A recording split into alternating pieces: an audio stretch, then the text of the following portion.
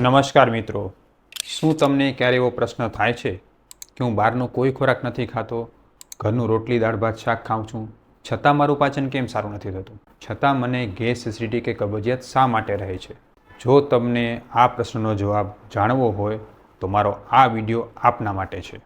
આપણે ઘણીવાર માની લઈએ છીએ કે શું ખાવું ખૂબ જ અગત્યનું છે અને એના પર ખૂબ જ ફોકસ રાખીએ છીએ, પણ હકીકતમાં આયુર્વેદ મુજબ તો આનાથી પણ 100 ગણું અગત્યનું એ છે કે કેવી રીતે ખાવું અને કેવી રીતે ન ખાવું. તમે સોનાની ભસ્મ પણ ખાઓ, પણ જો એની ખાવાની વિધિ પ્રોપર ન હોય તો એનો કાંઈ જ ફાયદો નહીં થાય, એ ધૂળ ખાવા બરાબર છે. એટલે દરેક વસ્તુમાં વિધિ નિષેધ છે. આજે હું તમને જણાવીશ એવી 5 સામાન્ય ભૂલો કે જે જમતી વખતે કરવાથી અનેક પ્રકાર નુકસાન થાય છે અને સારામાં સારો અને સાત્વિક ખોરાક પણ આપણે પચતો નથી. અને એ વિશે જાણી એનાથી પહેલાં મારી આપને નમ્ર વિનંતી છે કે જો તમને કોઈ પણ રોગ હોય અને તમે એમાં આયુર્વેદ સારવાર કરાવવા માગતા હો, પણ તમારા મનમાં શંકા હોય કે મને આયુર્વેદ સારવાર લાગુ પડશે કે નહીં પડે, તો મારી આ જ યુટ્યુબ ચેનલ, ફેસબુક, ઇન્સ્ટાગ્રામ પેજના બધા જ વિડીયોને શાંતિથી જુઓ. તમને હજારો દર્દીના આવા વિડીયો મળશે કે જે લોકો આયુર્વેદથી સાજા થયેલા છે. તમારો આત્મવિશ્વાસ વધશે. અને જો તમે કોઈપણ રોગ માટે આયુર્વેદ સારવાર કરાવવા માગતા હો તો તમે અમારો સંપર્ક પણ કરી શકો છો. અમે ઓનલાઈન અને રૂબરૂ બંને રીતે દવા કરતા હોઈએ છીએ. નમસ્કાર મિત્રો, હું છું doctor Vishal Pandya, MD Ayurveda physician, Panchakarma specialist, Sanjivani Ayurveda hospital, Gandhidham, કચ્છથી. મિત્રો, પાચનની ભૂલો વિશે વાત કરતાં પહેલાં એક નાનકડું ઉદાહરણ તમને સમજાવું. આપણે જ્યારે પણ ખીચડી રાંધીએ છીએ ત્યારે ગેસ ઉપર ખીચડીનું કુકર મૂકીએ છીએ, ખરું ને? હવે જો ગેસની ફ્લેમ બહુ વધારે હશે તો ખીચડી બળી જશે, અને જો સાવ ધીમી હશે તો ખીચડી ચડશે નહીં, કાચી રહી જશે. એ જ રીતે આપણા શરીરમાં રહેલો જઠરાગ્નિ આપણા ખોરાકને પચાવવાનું કામ કરે છે. હવે આપણે કોઈને કોઈ રીતે એવી ભૂલો કરી છે જેથી આ અગ્નિ ઓછો થઈ જાય છે, જેને કારણે ખોરાક પૂરતો પચતો નથી, અને આ અપચેલો ખોરાક અનેક રીતે આપણા શરીરમાં જે છે એ સડે છે અને પછી ગેસ, એસિડિટી, કબજિયાત, પેટમાં ભારેપણુંથી લઈ અને અનેક પ્રકારના ગંભીર રોગો કરે છે. તો આજે આપણે જોશું એવી 5 ટેવો કે જે અજાણતા આપણે કરતા હોઈએ છીએ અને આપણા જઠરાગ્નિને મંદ કરી નાખતા હોઈએ છીએ. સૌથી પહેલી ટેવ છે જમ્યા પછી પાણી પીવું. આપણામાંથી ઘણા બધા લોકોની એવી આદતો છે કે જેવું જમી લીધું કે તરત જ 1-2 ગ્લાસ પાણી પી લે છે. મિત્રો, આવું કરવાથી આયુર્વેદમાં તો સ્પષ્ટ લખ્યું છે કે આપણે જમ્યા પછી પાણી પી છીએ, પાણીની પણ ઝેર સમાન છે. ભોજનાંતે વિષમ વારી. શું થાય? આપણી અગ્નિ જે છે એ ધીરે ધીરે મંદ પડી જશે, ખોરાક બરોબર પચશે નહીં, અને ખોરાકના પાચન માટે આવેલા દરેક પ્રકારના એસિડ કે જ્યુસીસ વધુ ડાયલ્યુટ થઈ જશે અને ખોરાકનું પાચન ન થવાને કારણે અનેક પ્રકારના રોગો થશે.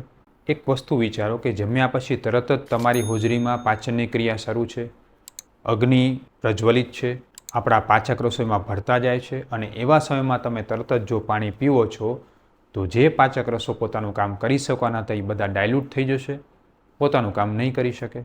તો તમે એમ કહેશો કે જો પાણી પીવું જ ન જોઈએ? ખરેખર પાણી ન પીવું જોઈએ, પણ જો તમને પાણી પીવાની ઈચ્છા જ હોય તો જમવાની વચ્ચે થોડું પાણી પી શકો, જમવા પછી થોડી છાશ પી શકો, જેથી તમને પાણી ન પીધું એવો અહેસાસ ન થાય. જો તમને પાણી પીવું જ હોય તો જમ્યાના 1 થી 1.5 કલાક પછી તમે પાણી પી શકો છો. માત્ર આ જ નિયમનું પાલન કરશો ને તો તમારું પાચન 50% સુધરવાનું શરૂ થઈ જશે. બીજી ભૂલ છે વિરુદ્ધ આહાર. ઘણીવાર આપણે એવું વિચારતા હોઈએ કે હું તો જમવામાં દૂધ લઉં છું, સારા સારા ફ્રૂટ્સ ખાઉં છું, પણ છતાંય મને કેમ પોષણ નહીં મળતું હોય? તો મિત્રો, યાદ રાખો, દૂધ સાથે કોઈપણ પ્રકારના ફળ, દૂધ સાથે નમક, દૂધ સાથે કઠોળ, આ બધું વિરુદ્ધ આહાર છે. જ્યારે તમે ખાટી વસ્તુ સાથે કે અનાજ સાથે દૂધ લેવાનું શરૂ કરો છો તો શરૂઆતમાં તો સારું લાગે છે, પણ ધીરે ધીરે પાચન શક્તિ બગડે છે અને વિરુદ્ધ આહારને કારણે આપણા શરીરમાં અનેક પ્રકારના રોગો થાય છે, જેમાં ખાસ કરીને ચામડીના રોગો, સીળસ કે એલર્જીના રોગો કે પાચનના રોગો થઈ શકે છે. આપણામાંથી મોટાભાગના લોકો સવારે ચા સાથે ગાંઠિયા, થેપલા કે ભાખરી લેતા હોય છે, અને એની સાથે જે છે એ નિમક પણ એમાં હોય છે, કાં તો ખટાશ એમાં ભળેલી હોય છે. મોટાભાગના ગુજરાતી ઘરોમાં રાત્રે જમવામાં ખીચડી અને દૂધનું સેવન થાય છે, ખીચડી, દૂધ અને શાકનું સેવન થાય છે, અને મોટાભાગના લોકો એવું જ કહેતા હોય છે કે સાહેબ આ તો અમે વર્ષોથી ખાઈએ છીએ. સાચી વાત છે, તમે વર્ષોથી ખાઓ છો, પણ હવે પહેલાં જેટલું શ્રમ આપણા શરીરમાં નથી રહ્યું. આપણું શ્રમ ઓછું થતું જાય એમ આ બધા જ વસ્તુ આપણે નડતી જાય છે. એટલે જ દૂધ સાથે ખાટા ફળો, દૂધ સાથે આવી રીતે લીધેલો અનાજ, દૂધ સાથે ખારી ખાટી તીખી વસ્તુ વિરુદ્ધ આહાર હોવાને કારણે ટાળવી જોઈએ. તો શું કરવું જોઈએ? દૂધ એકલું જ લ્યો, સવારે લ્યો અથવા તો રાત્રે લ્યો, પણ એકલું જ લ્યો. અને જો ખાવી જો તેની સાથે મોળી ભાખરી અથવા તો મોળા ખાખરા લઈ શકો જેમાં નમક ન હોય. ડ્રાયફ્રૂટ્સ લઈ શકો તમારી પાચન શક્તિ અનુસાર, પણ દૂધ સાથે દાળ, ભાત, શાક, ખીચડી ક્યારે ન લેવું જોઈએ. હવે ત્રીજી ભૂલ છે ઘડિયાળના કાંટે ખાવું. મિત્રો, આ વાત સાંભળીને તમને આશ્ચર્ય થશે. તમે એમ કહેશો, સાહેબ ટાઈમસર તો જમવું જ જોઈએ ને. ખરેખર ઘડિયાળના કાંટા અનુસાર ટાઈમસર ન જમવું જોઈએ.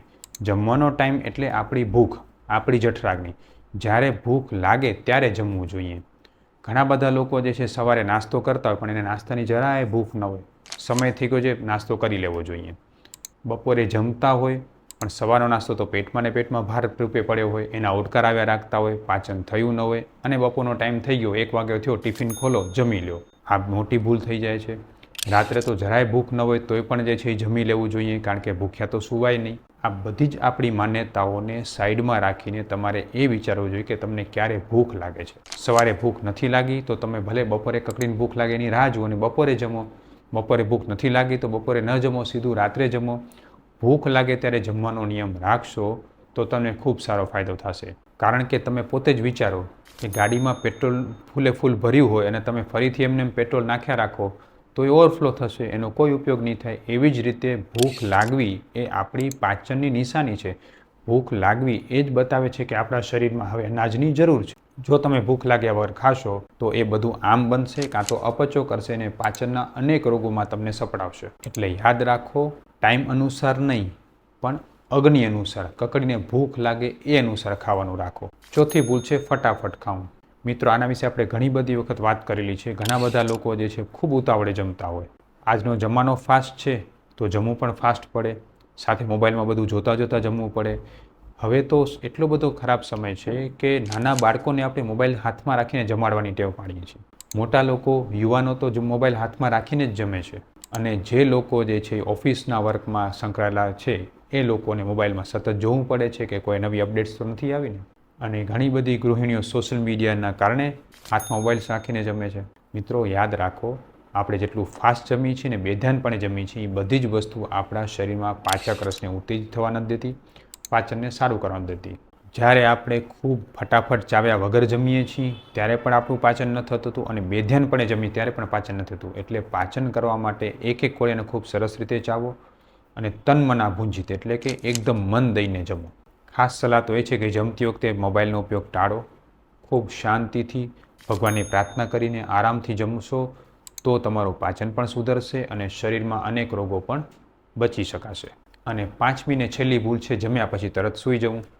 ઘણા બધા લોકોને આદત હોય છે કે આમ જમ્યા અને આમ સૂતા. અને ઘણા બધા લોકો તો મને પૂછતા પણ હોય છે કે સાહેબ જમીને તરત નહીં સૂઈ પણ 2-3 કલાક પછી તો સૂઈ શકીને.